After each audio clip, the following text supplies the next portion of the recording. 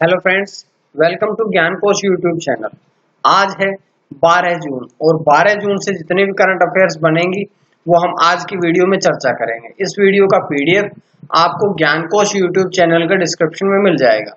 तो चलिए शुरू करते हैं 12 जून की कुछ महत्वपूर्ण करंट अफेयर्स। सबसे पहला क्वेश्चन, स्कूल की ऑनलाइन कक्षाओं पर प्रतिबंध लगाने वाला राज्य कौन सा है? तो अभी कर्नाटक राज्य ने स्कूल की 5वीं कक्षा से नीचे के सभी स्कूलों की ऑनलाइन कक्षाओं पर प्रतिबंध लगा दिया गया है। और ये घोषणा किसने की है? तो ये घोषणा की है प्राथमिक और माध्यमिक शिक्षा मंत्री एस सुरेश कुमार द्वारा ये घोषणा की गई है। और साथ ही साथ एक घोषणा और भी की गई है कि जो आगामी शैक्षिक वर्ष है उसमें कोई भी स्कूल अपनी फीस ना बढ़ाए। तो ये कर्नाटक सरकार द्वारा ये प्रतिबंध लगाने वाला देश का पहला राज्य बना है कि जो ऑनलाइन क्लासेस हैं 5वीं कक्षाओं से नीचे की, उन सभी पर बैन या प्रतिबंध लगा दिया गया है। तो ये कर्नाटक सरकार ने लगाया है। तो कुछ बातें कर्नाटक के बारे में पढ़ लीजिएगा। कर्नाटक की राजधानी क्या है? बेंगलुरु। कर्नाटक में जिले कितने हैं? 30। कर्नाटक की राजभाषा क्या है? कन्नड़। कर्नाटक का गठन कब हुआ था? 1 नवंबर 1956 को। कर्नाटक के राज्यपाल कौन है? वजुभाई वाला। और अगर हम मुख्यमंत्री की बात करें तो भाजपा पार्टी के बीएस येदुरप्पा जो है वो कर्नाटक के मुख्यमंत्री हैं। ये जानकारी हमें पहले क्वेश्चन से मिलती है। उसके बाद हम बढ़ते हैं अगले क्वेश्चन की तरफ। महासागरों में गहरे बिंदु तक पहुंचने वाली पहली महिला बनी है, जिसके अंतरिक्ष के स्थान पर अब महासागरों में भी गहरे बिंदुओं तक पहुंचने वाली पहली महिला कौन बनी है? तो अमेरिकी महिला कैथी सुलिवन। कैथी सुलिवन ने समुद्र की सतह का सबसे नीचा स्थल, जिसे चैलेंजर डीप भी कहते हैं, तो चैलेंजर डीप जो है वो विश्व में समुद्र की सतह का सबसे नीचे का पॉइंट माना जाता है। तो अभी अमेरिकी महिला कैथी सुलिवन ने समुद्र की सतह से लगभग 7 मील नीचे चैलेंजर डीप तक पहुंची है।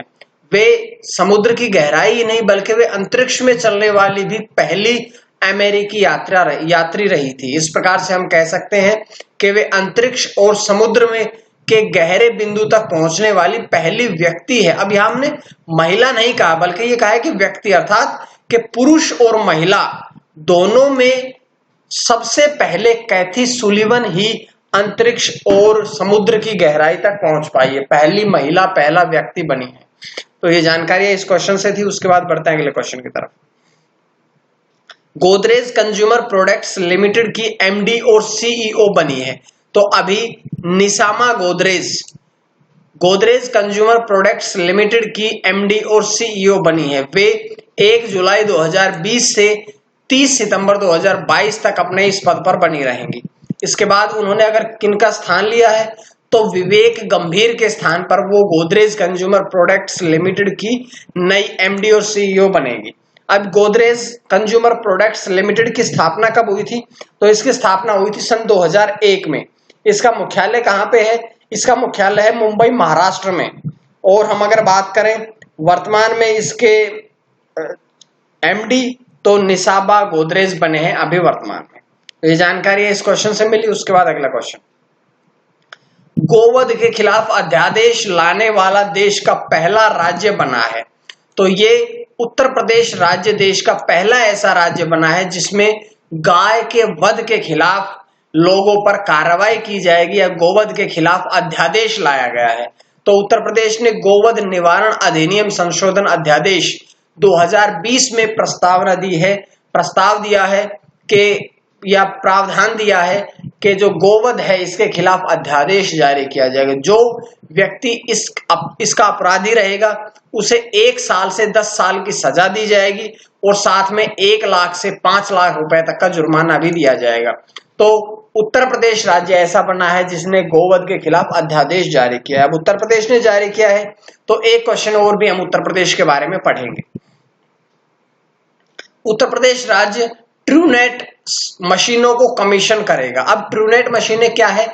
ये कोविड-19 के परीक्षणों को बढ़ाया जा सकेगा इन मशीनों के द्वारा, क्योंकि कोरोना वायरस की जो स्थिति है, जो संक्रमण है, वो भारत में भी लगातार बढ़ते जा रहा है। इसी बात को ध्यान में रखते हुए उत्तर प्रदेश में लगभग 11,000 संक्रमित है और इसी बात को ध्यान में रखते हुए उत्तर प्रदेश सरकार ने ट्रूनेट मशीनों का कमीशन किया है ताकि ज्यादा से ज्यादा कोविड-19 के परीक्षणों को बढ़ाया जा सके। ये मुख्यमंत्री आदित्यनाथ द्वारा 15 जून तक ये घोषणा की गई है कि 15 जून तक सभी 75 जिलों में ये अध्यादेश और ये मशीनें जो हैं वो कमीशन कर दी जाएगी। तो ये उत्तर प्रदेश ने किया है। तो उत्तर प्रदेश के बारे में कुछ बातें पढ़ लेते हैं। उत्तर प्रदेश की स्थापना कब हुई थी? 24 जनवरी 1950 को। उत्तर प्रदेश में जिले कितने हैं? 75। उत्तर प्रदेश के राज्यपाल कौन है? आनंदीबेन पटेल। और मुख्यमंत्री योगी आदित्यनाथ जो कि भाजपा पार्टी से है। उत्तर प्रदेश ऐसा राज्य है जिसमें 2 उप मुख्यमंत्री हैं। पहले है केशव प्रसाद मौर्य और दूसरे है दिनेश शर्मा। और अगर हम बात करें मुख्य सचिव कौन है, तो राजेंद्र प्रसाद तिवारी वर्तमान में मुख्य सचिव, कार्यवाहक मुख्य सचिव के तौर पर कार्यरत है। ये जानकारी इस क्वेश्चन से मिलने के बाद अगला क्वेश्चन, अलेक्जेंडर सस्टोव पर डोपिंग के कारण 4 साल का प्रतिबंध लगाया गया। तो ये किसके द्वारा लगाया गया है? ये लगाया गया है कैस के द्वारा, CAS के द्वारा, अर्थात court of arbitration for sports, court of arbitration for sports के द्वारा ये प्रतिबंध लगाया गया है। वे रूस के हाई जंप एथलीट है और 2010 में उन्होंने यूरोपीय चैंपियनशिप में स्वर्ण पदक भी जीता था। लेकिन अभी CAS द्वारा उन पर 4 साल का प्रतिबंध लगा दिया गया है। तो अब CAS के बारे में कुछ बातें पढ़ लेते हैं। इसकी स्थापना कब हुई थी? तो CAS अर्थात court of arbitration for sports की स्थापना हुई थी 1984 में। इसका लोकेशन कहाँ पे है? ये लुसाने में स्थित है और ये इंटरनेशनल ओलंपिक कमेटी के अंतर्गत कार्य करता है। तो ये जानकारी इस क्वेश्चन से थी।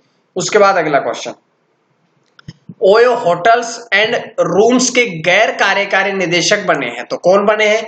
अभी स्टीव अल्ब्रेक्ट्स जो हैं वो ओयो होटल्स और होम्स के गैर कार्यकारी निदेशक बने हैं।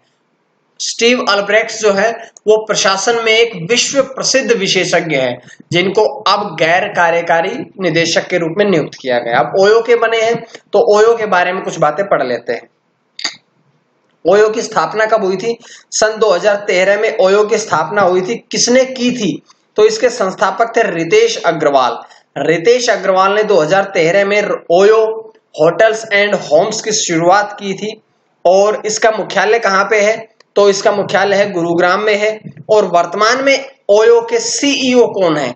तो वर्तमान में रितेश अग्रवाल जो हैं वो ओयो के CEO भी है।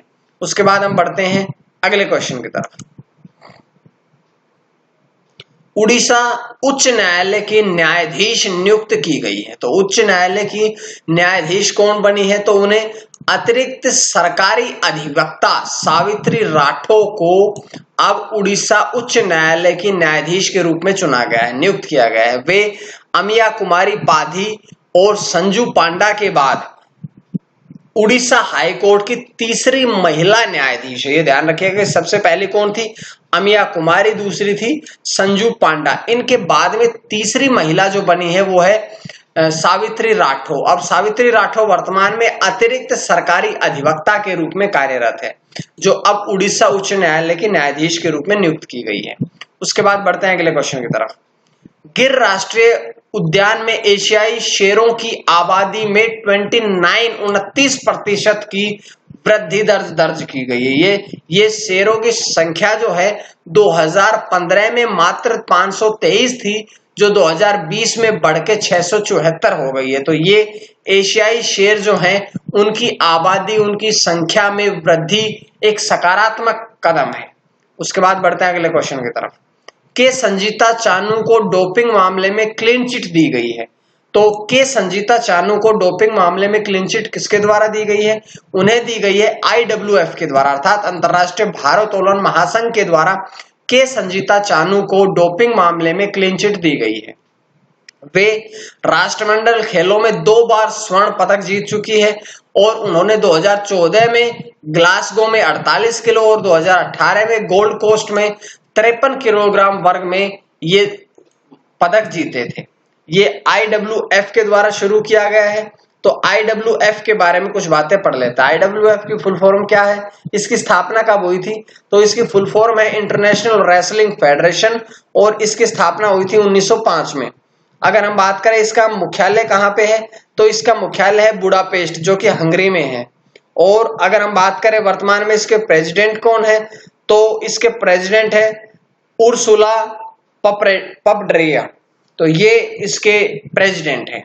उसके बाद हम बढ़ते हैं अगले क्वेश्चन की तरफ, जो कि आज की वीडियो इतनी ही थी, आज की मुख्य करंट अफेयर्स इतनी थी। उम्मीद है आप लोगों को पसंद आई होगी, और पसंद आई तो आप लोग ज्ञानकोश यूट्यूब चैनल को सब्सक्राइब करें।